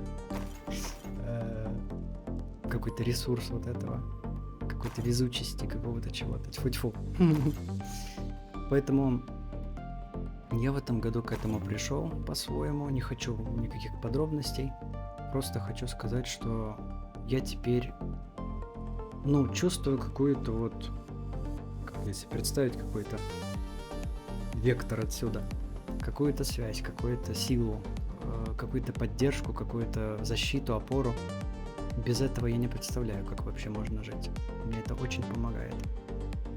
Но не люблю молитвы, не люблю, вот просто поделюсь моментиком таким, не люблю, когда запугивают, когда хотят, чтобы человек чувствовал себя меньше, чтобы он боялся, чтобы он чувствовал себя ничтожным. мне помогло, ведь много же взглядов на это, да? Мне помогло обращаться к этому как к другу, как к человеку, с которым просто можно пообщаться, попросить помощи. И мне это очень помогло. Это убрало этот барьер. Вот как я с тобой хочу этот барьер убрать, что мы не на «вы», что мы не там Его Величество Творец и как бы такое челядь. Это как мы все время обсуждали вот эту культуру селебрити. Как они себя порой ведут. Отойдите, нет, нельзя сфотографироваться. И все такое. Если ты публичный человек, почему нельзя? Не, ну понятно, если подходишь к человеку, например, в аэропорте, он совершенно в разобранном виде, если фотографироваться так, я бы все равно сфоткался, честно, мне насрать. Так что... Это такой путь, который развращает, и поэтому я рад, что я не пошел по пути какого-то вот этого селебрити, что я пошел в теплоту, читаю, кругами хожу. И... что мой блог — это момент показать свою магию, свой вайб, поделиться, сконнектиться. И я надеюсь, что ты будешь ко мне ближе.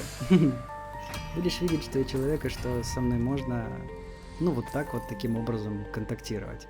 Я надеюсь в новом году выходить в эфиры, чтобы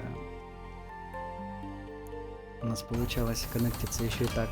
Потому что я это все забросил, я себя просто затюкал. И я думаю, впереди много хорошего. То есть я лишь об одном прошу всегда высшие силы времени и здоровья. Остальное, по-моему, уже такое из зажирности с какой-то, из наглости какой-то. Хотя говорят, что вот эти высшие силы Бога можно впускать в самые-самые мелкие вещи. А нас почему-то учили на УПК, что не надо без дела дергать и все такое. Это типа грех. Мне это помогает. Даже вот какие-то Windows начинает тут чудить. Я думаю, помогите мне, пожалуйста. Я уже начинаю закипать. И все рассасывается, и все получается. Может, каждый раз это совпадение. Но если оно работает, ну что это обесценивать? Зачем недооценивать, когда можно относиться к этому с благодарностью, с интересом, с open-minded, как говорится. Поэтому для меня это тоже путь. Вау. Я к этому пришел в этом году.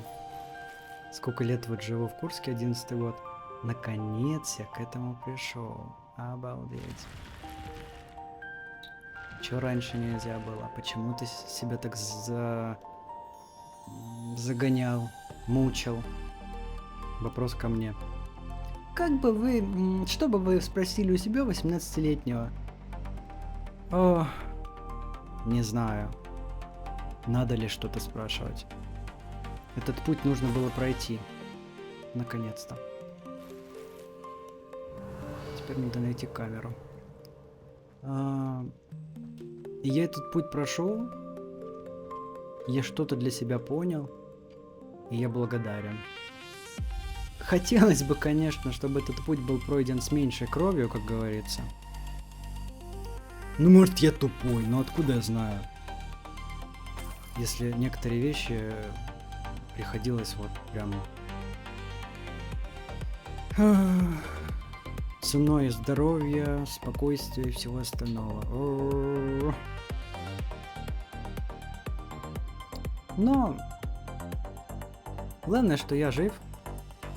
Главное, что... Ну, тут мне просто вот куда-то показывает вот эта штука, а я не совсем понимаю, куда. Значит, мне надо было понять именно так. Мне нравится фраза, типа, на ошибках, своих ошибках учатся дураки.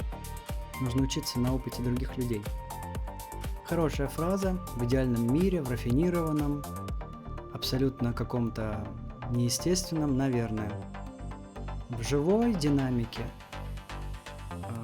все-таки многое познаешь через свои шишки. И в лучшем случае шишки, а в худшем так вообще можно и бесконечности остаться, и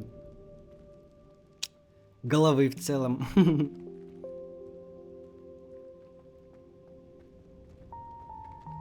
Куда? Что-то кругами, не пойму, где это может быть. Карту бы хорошо. Вот как будто бы камера была. Но это не камера. Это просто комната. Я находил. Я говорю, дважды эту игру проходил. Я знаю. Но сейчас просто на мышечной памяти тут бегаю. Куда-то вот показывает 100 метров. Это, наверное, выход отсюда. Да, это выход. Но мне бессмысленно выходить, потому что все это заново заспавнится и нужно будет перепроходить. Это, видимо, другое. Отображается что-то. Вон что-то светится. Это можно разбить, что ли? Да. Частично. Да. Но пройти туда нельзя. Ладно. Вот. Туда я уже ходил. Здесь я уже был. Наверное, правильно иду.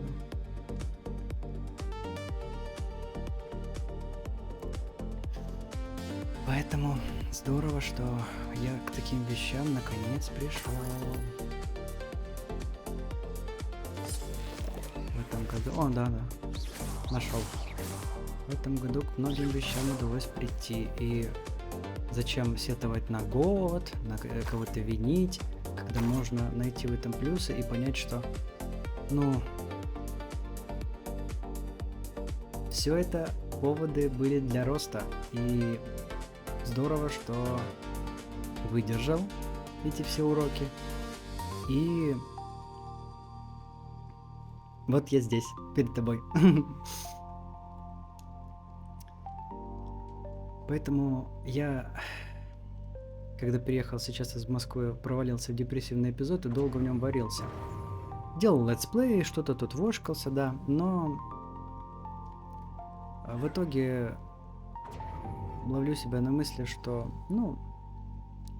все, что не делается, все к лучшему. Дом сгорел, значит, так и надо. Конечно, у всего есть какие-то рамки. Какой пафосный дядя. И совсем уж упарываться в какую-то... Ой, к лучшему. Да, как говорится, на все воля Божья, и божественную логику не всегда удается понять, разве что потом с течением времени понимаешь, что, может быть, действительно к лучшему, может быть, было бы хуже вот так, но все-таки какие-то же рамки должны быть. Круто, вот это. Просто сундук.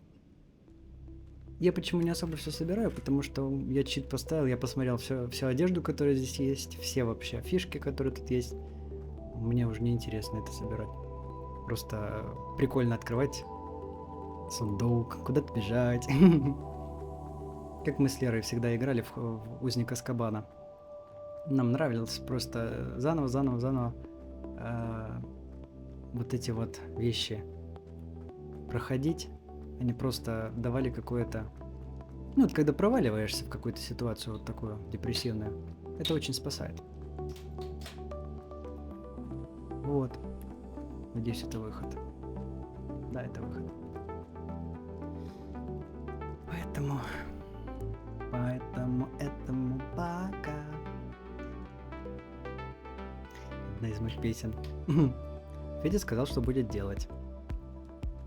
Посмотрю, сколько я смогу выпустить песен в этом году, наступающем. Потому что я прям нормально написал хороших, сильных песен.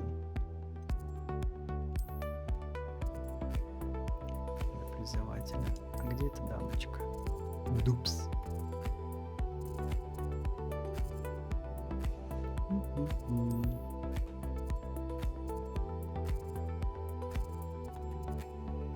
Не знаю.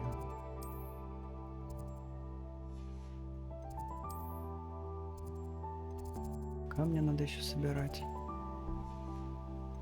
Это тут она. Больше вариантов нет.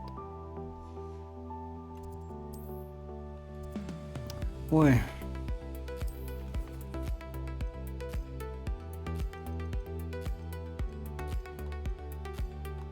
А как начинается?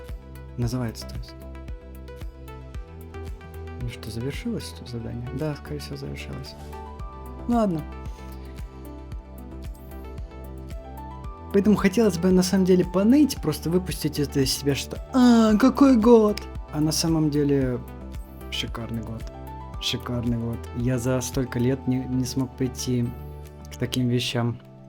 А тут бах и выбило пробки по многим моментам. Я так этому рад.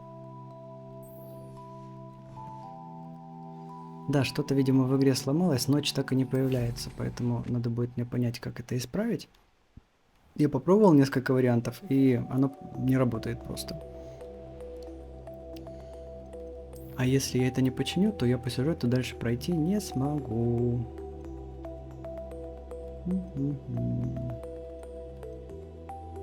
Выплю и камни пособираем. Где у нас замок? Просто в замок переместиться. Куда-нибудь сюда. Кстати, вот эту хочу штуку. И я благодарен. Я благодарен этому году, я благодарен всем событиям, которые со мной происходили. Все-таки этот год был полегче, чем предыдущий, 24-й. А тогда я просто обалдел. Подробностей не хочу. Это личное, это было очень жестко. Но до сих пор лечу живот, до сих пор пытаюсь восстановиться. Все-таки как сильно бьет стресс по организму, и все системы начинают. Поэтому надеюсь. Ну, я уже вижу улучшение. Пищеварение стало уже получше. Зря. Ладно. И мы совсем справляемся.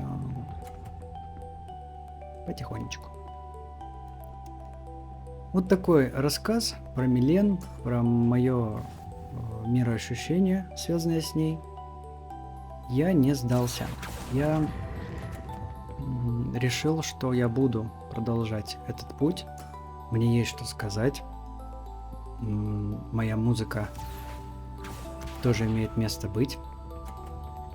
И поэтому я продолжаю ее делать, продолжаю креативить, развивать ощущение вот этого лунатика, вот этого всего сонного.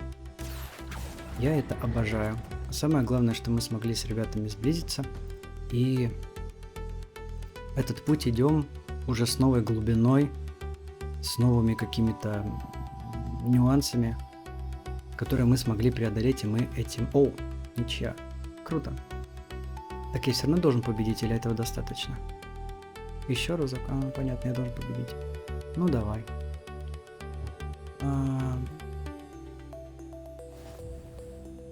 Это вот, да, сила, но которую не хочется испытывать, честно.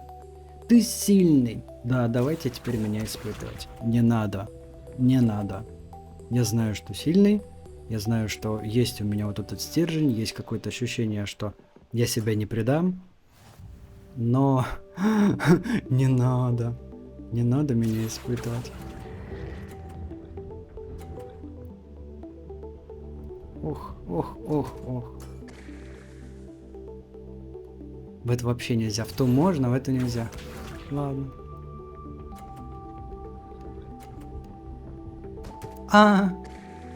Значит, у меня есть шанс.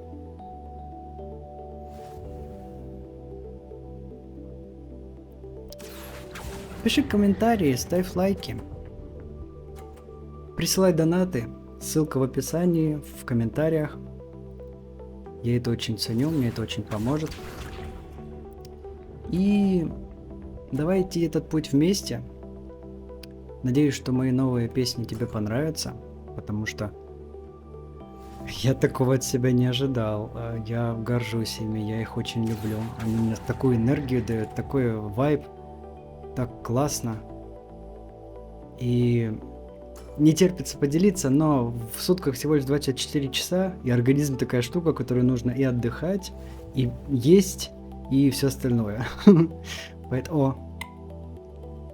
Я победил. И хочется все сразу, но понимаешь, что хорошо, вот сейчас взялся за вот эту песню, я ее должен сделать, вот это, и главное здесь не утонуть. Я уже понял, что мне делать для того, чтобы не утонуть, и поэтому не про идеальность, не про безупречность, а про то, что, оно должно иметь энергию. Как мне написали, вот классная у вас музыка, но вот нет какого-то полета, вот не ощущается в этом какой-то вот сейчас вот какой-то динамики, грува. Я понимаю, о чем они говорили, да. И я над этим работал. Я думаю, что у меня есть,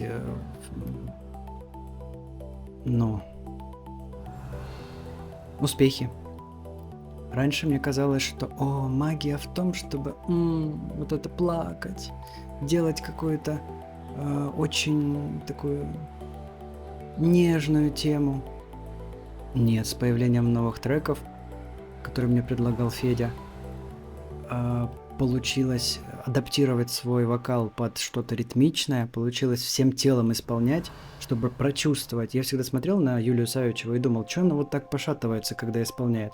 Она сетку чувствует, она чувствует ритм. Да, это надо по ролику делать, я не буду сейчас искать эти камни.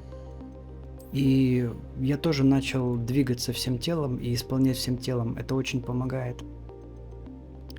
Поэтому есть в этом успехи. И появились треки, которые реально движовые. Прям вот... Bitch. Я ими горжусь. Вопрос только в том, что нужно их выпустить. Вот Муриэль можно послушать, Где ты можно послушать, Воду можно послушать, Суккуб Инкуб. Какой еще забыл? В закрытой группе в Телеграме. Там целые демки, то есть мало что изменится, качество звука изменится. Но уже понятно, какая песня будет, и ясно, чего от нее ждать. Поэтому я горжусь, у меня такого раньше не было. Я всегда сравниваю с собой, который вот был тогда в Курчатове.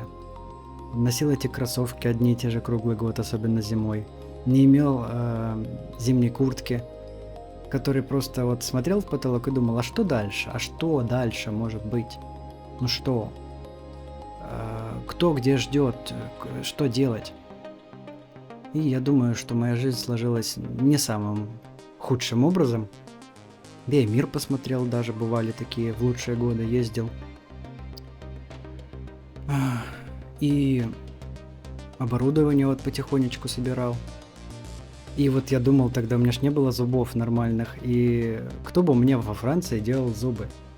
Сейчас вот более-менее хоть как-то могу не стесняться своих зубов.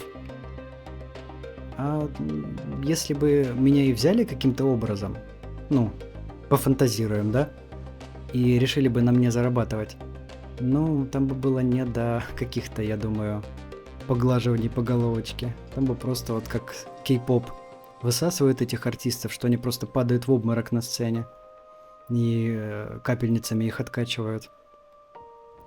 Я бы так не хотел. Как вот я мечтал о концертах, о стадионах, о залах, о чем угодно, чтобы это был концерт мой, чтобы был такой спектакль, что-то вот такое с сюжетом, с костюмами. Я понимаю, что я бы это не затащил. Чтобы ездить по миру, в автобусах, в самолетах, вот это все, и выглядеть как-то еще хорошо, чувствовать себя как-то еще хорошо. Чтобы давать эту магию, не-не-не, я recording artist.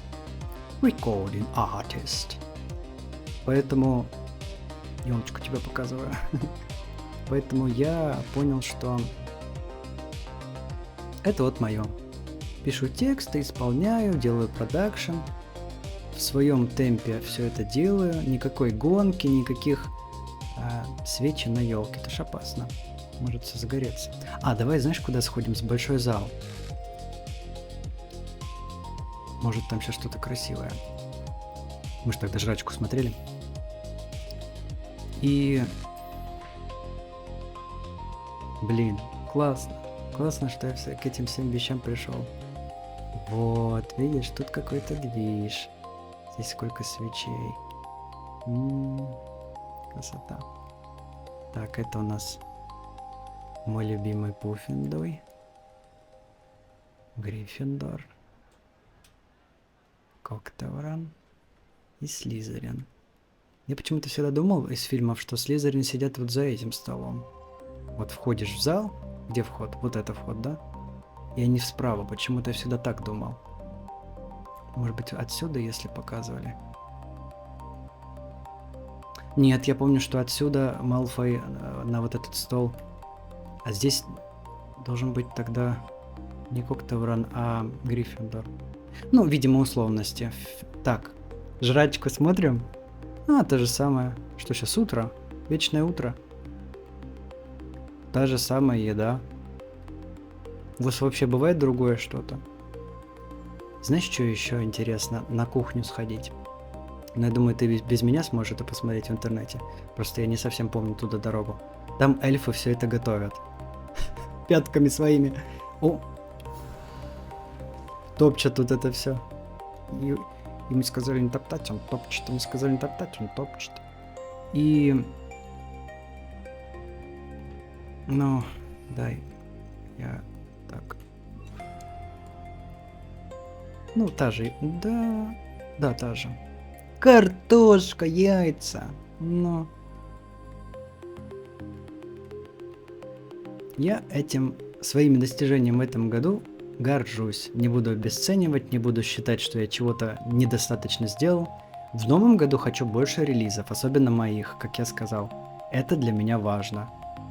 Потому что сколько я вот ждал этих продакшенов, сколько мы это все делали. И в итоге очень тяжело в таком режиме жить, обещая тебе, что у меня что-то выйдет. Я же вот обещал альбом, мы делали эти картины с художником. Поняли, что альбом нам не нужен, мы его не потянем, делаем синглы. Поэтому, чё, все круто. Кто-то, видимо, ел, так и осталось в тарелке. И пусть все будет хорошо у тебя, у меня. Пусть все налаживается в мире, наконец. Сколько же может тут это продолжаться? Когда уже все это наладится? Но это за пределами наших каких-то возможностей. Мы не можем на это повлиять. И поэтому многие из нас заложники вот этого всего. Но не будем об этом. И без меня наверняка ты читаешь все эти новости. Мои странички не об этом. Я что могу, так тебя поддерживаю, так тебя вдохновляю. Отвлекаю как-то и помогаю вообще выжить. Так что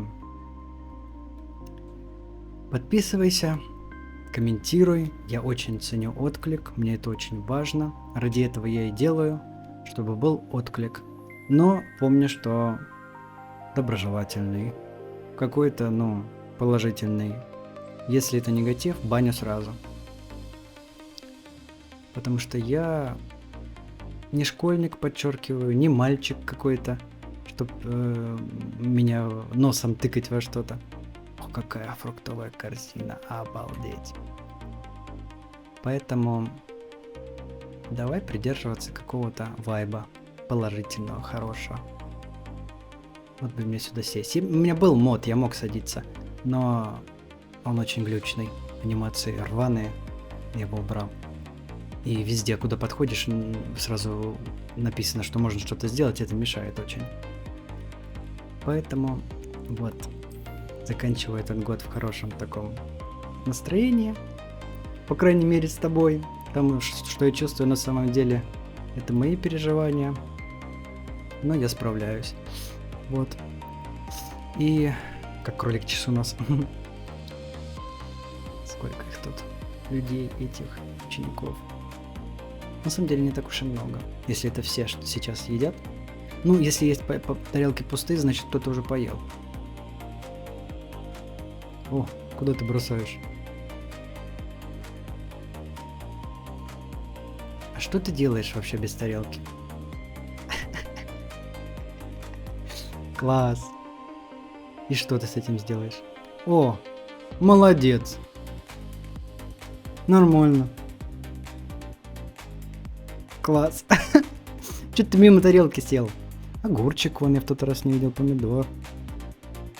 Вот, всего тебе хорошего. Оставайся со мной, давайте этот путь вместе. Впереди много интересного.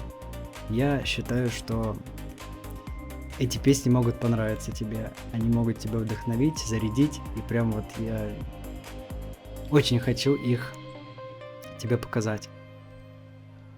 Все. С наилучшими пожеланиями. Провожаем год, встречаем новый.